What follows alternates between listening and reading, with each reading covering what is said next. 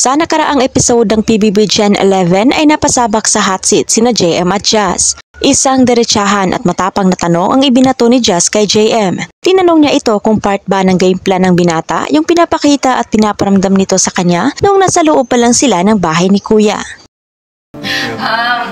Was all of it genuine inside or was it part of the game plan? Wow. Anong tingin mo sa akin?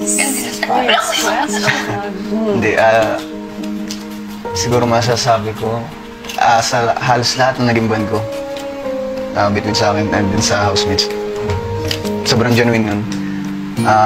Siyempre, hindi ko na matatanggal sa sarili ko yung tingin ng ibang tao na strategies, ganito, ganyan, more on game plan. Pero honest na, naging game plan ko lang talaga before ako pumasok dito is yung nomination.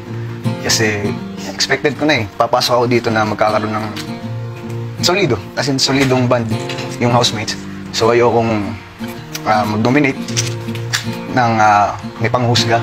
Kaya yun, masasabing sobrang genuine and yung within sa atin, parte ng pagpapakatotoo ko yun.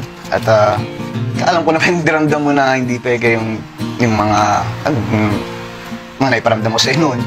At kumbaga, hindi naman ako duwag para mag-express ng kung anong nafe-feel ko that time. At normal naman yun sa isang tao. Grabe, game plan Ganun yung tingin mo sa... Hindi nga. Ako nga nag-depend sa'yo, diba? House Challengers, sabi ko genuine ka. Dumi ng laro pa. Hindi pa tapos, ikaw din. Tatanong ka din. Ano na lang sa akin. May regret ka ba sa naging band din natin dito sa loob ng bahay? Wala. That's it.